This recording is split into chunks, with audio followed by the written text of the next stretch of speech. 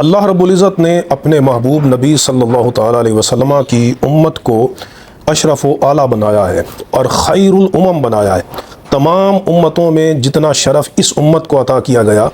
اتنا شرف، اتنی فضیلت، اتنا کمال، اتنی برتری کسی بھی امت کو نہیں عطا فرمائی گئی۔ اس امت کا ایک شرف تو یہ ہے کہ ان کی نسبت اللہ رب العزت کے حبیب کے ساتھ ہے، خاتم النبیین کے ساتھ ہے، نبی کریم علیہ الصلوۃ والسلام کا امتی ہونے کا شرف حاصل ہے۔ اور دوسری جو وجہ فضیلت ہے وہ خود قرآن مجید میں اللہ رب العزت نے بیان فرمائی۔ ارشاد فرمایا کنتم خیر امت اخرجت للناس، کہ تم بہترین امت ہو جو لوگوں کے لیے ظاہر کی گئی ہو۔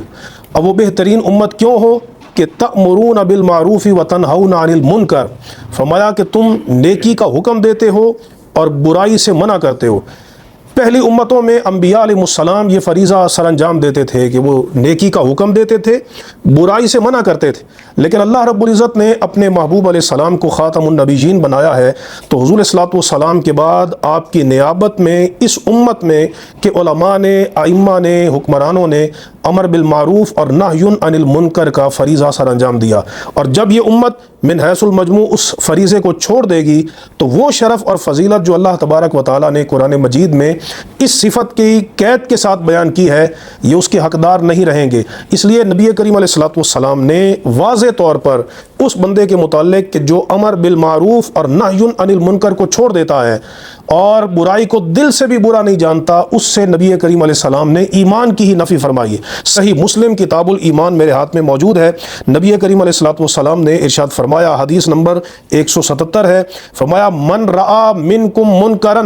فلیغیرہ بیدہ،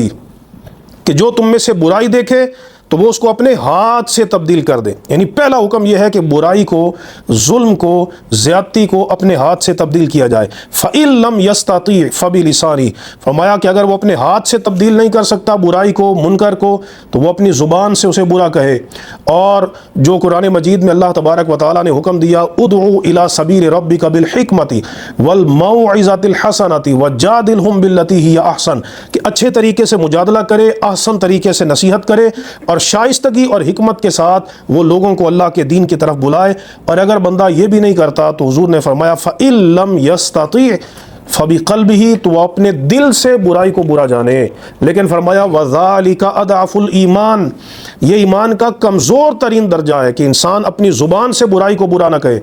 ظالم کے ظلم کی مذمت نہ کرے، اور وہ جو ہے اپنے ہاتھوں سے اس ظالم کے ہاتھ کو نہ پکڑے۔ تو یہ حضور صلی اللہ علیہ وسلم نے فرمایا کہ صرف دل سے برا جانے یہ ایمان کا کمزور ترین درجہ ہے۔ اگلی روایت میں یہ لفظ ہے کہ نبی کریم علیہ السلام نے فرمایا فمن جاہدہم بیدہ فہو مؤمن، کہ جو برائی کے ارتکاب کرنے والے سے جہاد کرے گا تو وہ مومن ہے۔ ومن جاہدہم بلسانہ فہو مؤمن، اور جو ان سے اپنی زبان سے جہاد کرے گا یعنی برائی کا رد کرے گا اپنی زبان کے ساتھ، وہ مومن ہے۔ ومن جاہدہم بقلبہ فہو مؤمن، اور جو ان کے ساتھ اپنے دل سے جہاد کرے گا یعنی دل سے برا جانے گا وہ مومن ہے۔ ولیس وراء ذلک من الایمان حبۃ خردل، اور فرمایا کہ اگر وہ دل سے بھی برائی کو برا نہیں جانتا، منکرات کو برا نہیں جانتا، تو پھر اس کے بعد ایمان ایک رائی دانے کے برابر بھی اس کے دل میں باقی نہیں رہے گا۔ تو آپ دیکھیے منکرات کا رد کرنا، ظلم کے خلاف اٹھنا، ظلم کے خلاف جہاد کرنا، یہ اس امت پر اللہ تبارک و تعالیٰ کی طرف سے لازم کر دیا گیا ہے، جس کا کم از کم مرتبہ یہ ہے کہ انسان دل سے برا جانے، اور پھر اس سے اعلیٰ مرتبہ یہ ہے کہ وہ ظلم کے خلاف اپنی زبان سے احتجاج کرے، اور پھر اس سے بھی اعلیٰ مرتبہ یہ ہے کہ وہ اپنے ہاتھ سے جہاد کرے، اپنے ہاتھ سے۔ اس سے یہ بھی معلوم ہوا کہ یہ جہاد قیامت تک باقی ہے، اور یہ رد ظلم کے خلاف قیامت تک کیا جائے گا۔ حکمرانوں پر لازم ہے کہ وہ اپنے ہاتھوں سے منکرات کا رد کریں اور ان کو تبدیل کریں اور ظلم کے خلاف کھڑے ہو جائیں۔ اور فلسطین اور کشمیر کے مسلمانوں پر جو ظلم کے پہاڑ ڈھائے جا رہے ہیں، جس کا ہم خاموش ہو کر تماشا دیکھ رہے ہیں، ہمارا عند اللہ محاسبہ کیا جائے گا، اور یہ ہمارے ایمان کے منافی ہے اگر ہم اس کو اپنے دل سے برا بھی نہیں جانتے۔ نبی کریم علیہ السلام نے یہ واضح طور پہ فرمایا کہ جہاد قیامت تک رہے گا، جہاد کبھی منسوخ نہیں ہوگا۔ سرکار دو عالم علیہ السلام نے فتح مکہ کے دن ارشاد فرمایا، صحیح مسلم کتاب الحج کی حدیث ہے، حضور نے فرمایا لا ہجرت ای بعد الفتح، فتح مکہ کے بعد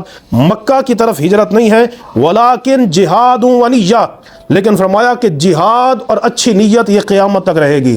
تو جہاد قیامت تک رہے گا، اور یہ امت پر لازم ہے، قیامت تک لازم ہے۔ اگر وسائل نہیں ہیں تو قرآن کہتا ہے وَأَعِدُّوا لَهُم مَا اسْتَطَعْتُم مِّن قُوَّةٍ، اللہ فرماتا ہے تم دشمنوں کے مقابلے میں اپنی قوت کو تیار کر کے رکھو۔ جہاد کو منسوخ کرنے کی اجازت نہیں ہے، جہاد کو ختم کرنے کی اجازت نہیں ہے۔ ہمیں چاہیے کہ ہم مسلم امہ پوری طاقت کے ساتھ وسائل اور اسباب کو جمع کریں اور اللہ کی زمین پر اللہ کے دین کو نافذ کریں۔ نبی کریم علیہ السلام نے ایک گروہ کی خبر دی ہے کہ جو آپ کی امت کا گروہ قیامت تک جہاد کرتا رہے گا، اور حضور صلی اللہ علیہ وسلم نے ان کی بڑی تعریف فرمائی۔ سنن ابی داؤد کتاب الجہاد ہے اور اس میں باب کا عنوان ہے باب فی دوام الجہاد، یہ باب ہے جہاد کے دوام پر، کہ جہاد کبھی منسوخ نہیں ہوگا۔ رسول اللہ صلی اللہ تعالی علیہ وسلم نے ارشاد فرمایا لا تزال طائفۃ من امتی، فرمایا میری امت کا ایک گروہ مسلسل، یہاں پر ان لوگوں کا بھی رد ہو گیا جو کہتے ہیں اسٹیٹ کا کام ہے، یہ اسٹیٹ کا نہیں، امت کا جو گروہ تیاری کر لے اور پاور میں آ جائے تو اس پر لازم ہے کہ وہ قتال کرے۔ فرمایا میری امت کا ایک گروہ یقاتلون علی الحق، ہمیشہ حق کے لیے قتال کرتے رہیں گے،